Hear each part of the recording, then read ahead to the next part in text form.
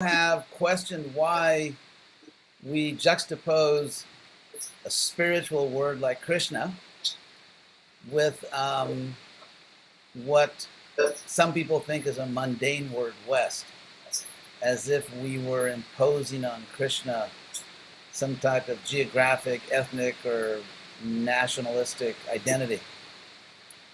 Of course, that's obviously not what we're doing. We're not as dumb as we look. So the idea of Krishna West is not that Krishna is somehow a mundane Western person, but it's Krishna in the West. It's Krishna for Western people. Prabhupada himself wrote a what we call pranama mantra. The word in Sanskrit, pranama, means bowing or offering respect. So a pranama mantra is a mantra with which one offers respect to a great soul, or guru, or spiritual master. And so Prabhupada, when he first started ISKCON, there was no one else to do it, so he had to write his own mantra because he was the only person in the movement that knew Sanskrit. But it's interesting that when Prabhupada wrote this mantra, which he gave to us so that we could learn to offer the proper respect to a spiritual teacher, the last line of this mantra he wrote is Paschatya Deshatarine, the one who delivers the Western countries. So Prabhupada himself identified with his mission in the West. He characterized himself, or he identified himself, defined himself as specifically that teacher. At that time, he was the only one who was bringing Krishna to the Western world. So no one would say that Prabhupada wrote a mundane mantra, pranam mantra. No one would say that. And similarly, Krishna West. It's interesting because there are all kinds of festivals going on called Festival of India, and no one sees a problem with that, and that's fine. But Krishna West, the idea is that if you study the history of religions, what we find is that every, you could say, new spiritual movement or every new religious movement that really made it big in the sense of, well, I guess the biggest success for a religion is to become a world religion. Not only to survive, not only even to flourish regionally.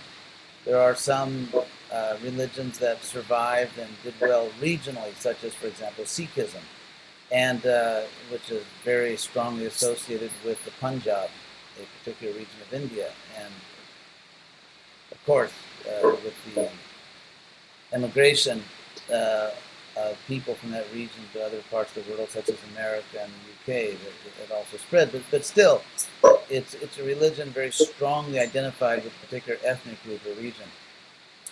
In fact, well, what's interesting here, when I was teaching at the University of Florida, I taught the history of Indian religion, and so I also, of course, covered Sikhism, which is an interesting religion. One sort of ironic aspect of the history is that it was founded by a famous person named Guru Nanak, and who was, in a sense, a Vaishnava. I mean, the names of all their great leaders are names of Krishna, like Govinda and so on.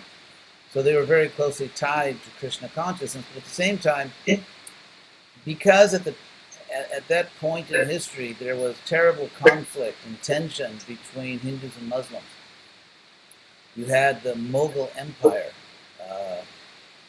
Mughal Empire, of course, centered in what is now Delhi. I guess what was then Delhi, to be honest. And just to give you some dates, Guru Nanak was born in 1469. So he was 23 years old when Columbus set sail. Put that in perspective. It's very interesting because Lord Chaitanya, who's Krishna in this age, appeared in this world in 1486 when Guru Nanak was 17 years old. And Lord Chaitanya left this world in, 1538. And Guru Nanak left this world in 1537 and 1539. So Lord Chaitanya lived his entire life during the life of Guru Nanak. And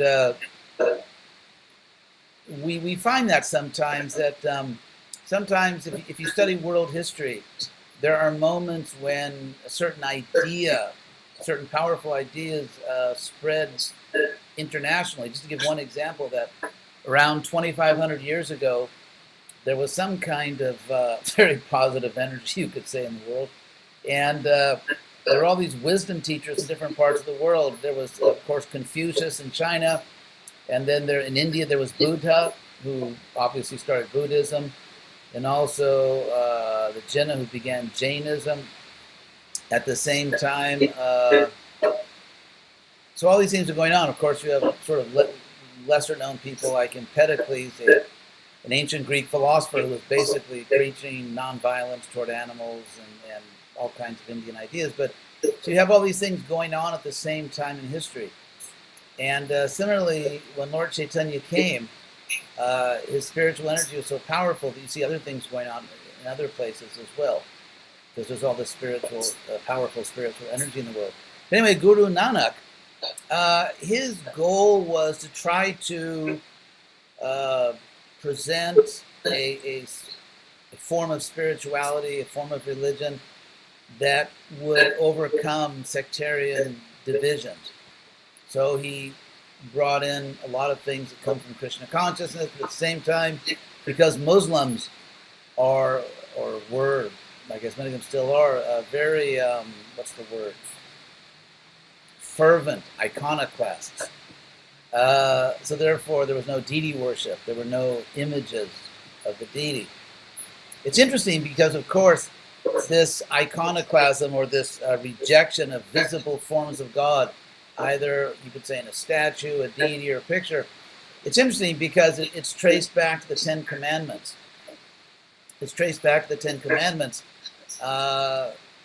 where, you know, to not make any graven images. Graven, of course, from the Sanskrit, graven, actually, which means stone. It means not to make like carved stone images. But what's interesting, when I was in Israel last year for about 2 months, I went over the Ten Commandments in the original Hebrew with a bunch of native Hebrew speakers. And what I found very interesting about the Ten Commandments is that there's no actual commandment that you can't worship a deity of God. What the Ten Commandments literally say is that you cannot make visible images or icons of polytheistic gods. That you should not worship polytheistic gods with these images. That's actually what it says literally in the Hebrew, which I found very interesting. Anyway, so what I find most ironic and most, in a sense, instructive, well, or very instructive about Sikhism, is that it began as an attempt to transcend ethnic sectarian boundaries, but it ended up being what some scholars have called the religion, that religion in the world which is most closely identified with a particular ethnic and regional culture, and sort of ended up going to a very different place. I'm not criticizing or denigrating Sikhism. I'm just pointing out this irony that it began with an attempt to be universal by compromising certain things and ended up being extremely, like, for example, one example of this close connection is that anthropologists or sociologists studied the Punjabi community in the UK, and that's where Sikhism began, in the Punjab. And what they found is that among Punjabi youth in the UK, living, you know, who are now British, that they identified themselves interchangeably as Punjabi, which is a regional ethnic identity, and as Sikh. It was sort of an interchangeable thing. To be Punjabi is to be Sikh, or to be Sikh is to be Punjabi. So, so there are dangers. There are historical dangers when one tries to be universal, and that's interesting. So, in Krishna West, though, course, first of all, we don't run the same risk as Sikhism because Krishna West is spreading in an area which is not the original land where it started, so it's not going to be reabsorbed back into a historical ethnic tradition. Apart from that, what we do find in history, and perhaps this is also a clue to what happened with Sikhism, but what we do find in history is that in order to become a world religion, in order for a new religious movement to transcend the place of its origin and truly become a world religion and to really have impact in the world and make a real contribution to the world, hopefully, that a tradition has to adapt to different places. Even Muhammad, I remember when I studied the history of Islam at UCLA, Muhammad actually instructed his followers that they had to adapt because, for example, if you look at Islam in Saudi Arabia, it's very different from Islam in Indonesia, or Islam in Turkey, or Islam in Detroit, Michigan. So obviously there's similarities. It's, there are enough common elements that you can call them the same religion. That's not really in question. However, in terms of the external presentation, how people go about expressing their devotion, it varies very much between Indonesia, Turkey. Even in Indonesia, for example, the island of Bali has its own special culture, island culture, and its own way of expressing their tradition. So, or even Hinduism. I mean, actually, Bali is more of a Hindu island. And so if you look at Hindu customs and dress and temple architecture, music, and so on, in Bali, it's different than it would be, let's say, in Mumbai. And different again, perhaps, than it might be in Trinidad or Fiji. So it's really, Krishna West is really about maintaining this proper balance between universalism, how should I put it?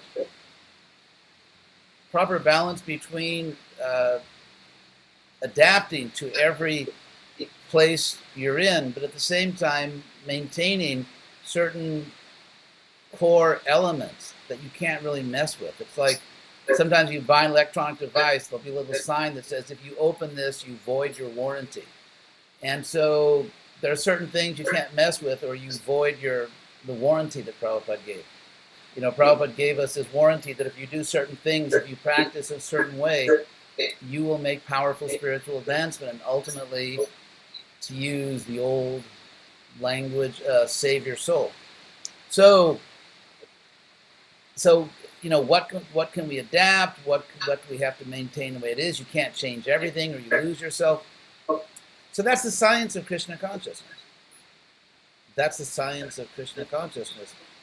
To know how to preserve all the eternal essential elements and yet make necessary adaptations so that the tradition can really can be accepted in different parts of the world, such as the Western world. Maybe I'll make one more point here. There is a special importance to making Krishna consciousness work in the West. Because at any given time in history, as social science will tell you, there is what is called a prestige culture, in the sense that there are certain ways of dressing or certain ways of acting or just certain kind of culture which is identified with more prestigious communities or those who have status. This is not a value judgment, by the way. This is a purely neutral analysis. A lot of things which may be part of the prestige culture may be meaningless or even decadent or harmful. I mean, for example, there are certain societies where to achieve prestige or status, you go out and kill some innocent person, in the name of promoting your religion. So to say that something has prestige or status is an entirely neutral designation. It doesn't tell us whether the prestigious behavior or culture is morally good or not. But still, It's a fact. And so the way I often put it is that culture is like water. It flows down, not up. Water doesn't flow up under normal conditions. It flows down. And so culture tends to flow down. So in what we call globalization, apart from a few little curiosity items like maybe Nintendo or something, I mean, basically it's Western culture that is spreading around the world. And so whether we think this is a good or whether we think it's bad or it should or shouldn't be this way, there are certain facts in the world that we have to deal with. It's like if you're out walking, it starts to rain. You may wish it didn't rain, but you still better open your umbrella or seek shelter. The fact that you don't want it to rain doesn't change the fact that it is raining. And so we have to deal with the fact that the world operates in a certain way right now, and that cultural trends and even to a great extent technological innovations and so on tend to flow from the West. Obviously, there are exceptions. This is not an absolute principle. We know that. But in general, for the most part, that's just the way the world is right now. And Prabhupada recognized this. Prabhupada was keenly aware of this, and he built a whole global strategy based on this historical fact. And because you have to be practical. You just have to be practical, or you get nothing done. So Prabhupada, first of all, he came to the West. Prabhupada did something very bold, and that is he didn't get off the boat in England. Prabhupada, we have to remember that Prabhupada lived the first 51 years of his life. Prabhupada lived the first 51 years of his life as a member of the British Empire. Prabhupada lived his first 51 years under the British monarchy. And so for people in India back then, the center of the world was London. Obviously, for religious people, it was Vrindavan, but I mean, in terms of geopolitical realities, in terms of what was going on in the world, the center of the world was London. That's why, in the institution of Prabhupada's guru, Bhakti Siddhanta, a few people tried to bring this to the West unsuccessfully, and they all went to London. But after World War II, if you look at the world wars, let me put it this way: if you look at Europe, or look at the world before the two world wars, the world was entirely Eurocentric. America to Europe was almost like Japan to America nowadays. First world country and all that, but not at all where it's happening. And so, for example, for like international banking, like a huge percentage of it, 80 or 90% of international banking went through Europe. Europe was the scientific leader of the world, the academic leader of the world, the military, political, economic, you name it, in every sense, except perhaps spiritual. But in every mundane sense, Europe was the center of the world. And of course that changed. It changed during Prabhupada's lifetime. It was a fact when Prabhupada was born. Prabhupada was born into an absolutely Eurocentric world, and even a British-centric world. But during his lifetime, everything changed. After two world wars, Europe exhausted itself, and America emerged as the most important country in the world. So Prabhupada noticed that. Prabhupada actually was paying attention to what was going on in the world. He may have been sitting in Vrindavan chanting, but he was also reading the newspaper and paying attention. And so he took a boat to New York, which itself was kind of startling. It was that alone was a major shift from what had come before him. The very fact that he went to America. So, and then soon after coming to America, after a couple of years, when he got his movement going, he wrote a mantra for himself in which he called himself the person who would come to the Western countries. the person who's focused on saving the Western countries. So obviously, if we are able to spread Krishna consciousness powerfully and not just insignificantly in the Western countries, then that will change the world. That will change the world. So, so Krishna West is an attempt to deal with reality. I mean, the first reality is the world needs Krishna consciousness.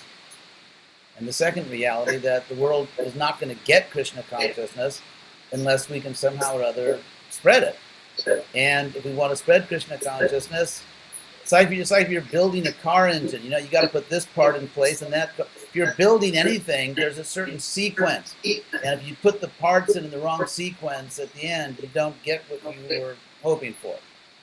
Things have sequences, and so if we can somehow make Krishna consciousness work in the West, the whole world will benefit. And to make Krishna consciousness work in the West, to make it user-friendly, to somehow or other get through to people, we have to do what every other successful religious or spiritual movement has done. You know, we can't reinvent the wheel, and there is no real replacement for the wheel. So every spiritual movement that became truly successful had to adapt, at least externally. Obviously, you can't give away all of your core principles, because then you give yourself away. You lose yourself. But in terms of our external presentation, we just have to, deal with the real world. We have to study history, social science, and act pragmatically.